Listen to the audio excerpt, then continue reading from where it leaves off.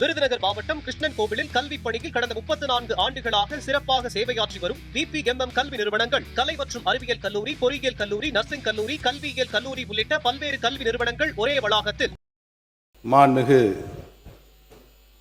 எதிர்க்கட்சி தலைவர் அவர்களுக்கும், மாண்புமிகு புதிதாக பொறுப்பேற்றுள்ள மாண்புமிகு முதலமைச்சர் அவர்கள் தலைமையிலான புதிய அரசுக்கும், இங்கே அமர்ந்திருக்கின்ற சக சட்டமன்ற உறுப்பினர்களுக்கும், எங்களின் பேச்சுக்களை கேட்டு ரசிக்க மாடத்தில் வந்து அமர்ந்திருக்கும் பார்வையாளர்கள் அனைவருக்கும் முதற்கண் எனது வணக்கத்தை தெரிவித்துக் கொண்டு எனது உரையை தொடங்குகிறேன்.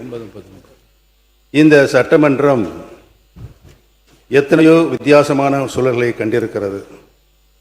ஆனால் இந்த அரசு ஏற்படுத்தியிருக்கும் சூழல் என்பது வித்தியாசத்திலேயே வித்தியாசமானது. செய்வதை மட்டும்தான் சொல்வோம் என்று ஆணித்தரமாக அள்ளித்தெளித்த வாக்குறுதிகளை தாங்களும் மறந்து மக்களும் மறந்திருப்பார்கள் என்றெண்ணி தனது முதல் நிதிநிலை அறிக்கையும் வேளாண் நிதிநிலை அறிக்கையும் தாக்கல் செய்துள்ளது இந்த அரசு.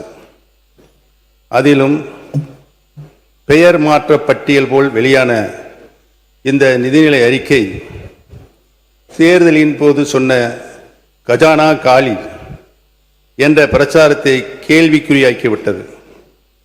இதை பார்த்து ஆச்சரியக்குறியில் கூட விக்கித்து நிற்கின்ற சூழ்நிலை இன்றைக்கு ஏற்பட்டிருக்கிறது. இந்த அரசு ஆட்சி பொறுப்பேற்ற பின் அரங்கேறிய காட்சிகளை நான் திரும்பி பார்க்கிறேன். மாண்புமிகு முதலமைச்சர் அவர்கள் துறை ரீதியான ஆய்வுகளை மேற்கொண்டார்கள். பட்ஜெட்டுக்கு முன்னதாக மீண்டும் ஆய்வு செய்தார்கள்.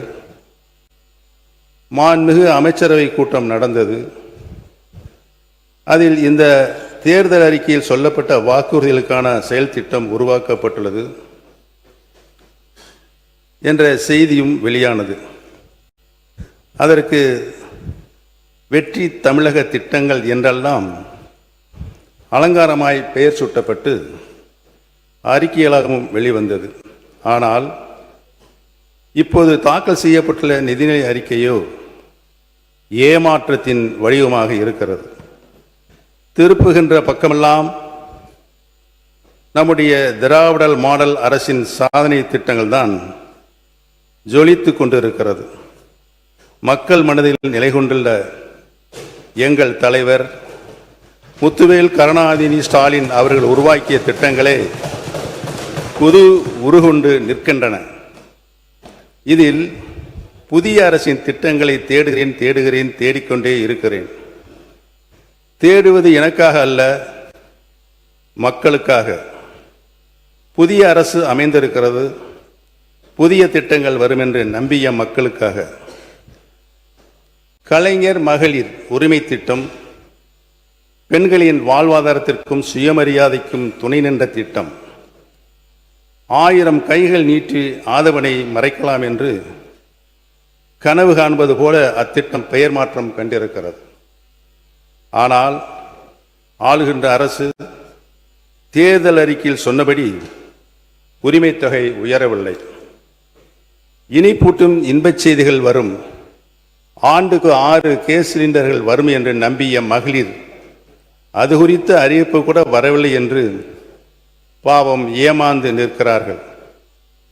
கல்வி ஒன்றே யாராலும் திருட முடியாத சொத்து என்பதை எல்லா தருணங்களும் எடுத்துச் சொல்லி கல்விக்கும் மாணவர்களுக்கும் பொற்காலமாக விளங்கிய திராவிட மாடல் வழங்கிய ஒளியில் இந்த அரசு நடைபோடும் என எதிர்பார்த்தோம்.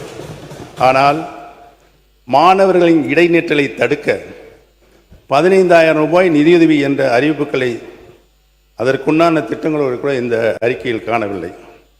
நாடே திரும்பி பார்த்து பல்வேறு மாநிலங்களும் கை கொண்ட திட்டம் விடியல் பயணம்.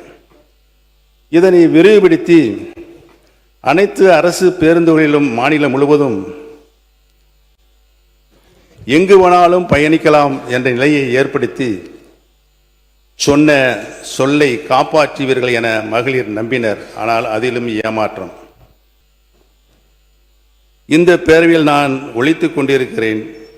செய்யாமல் விட்டுவிட்டதை சுட்டி காட்டுகிறேன்.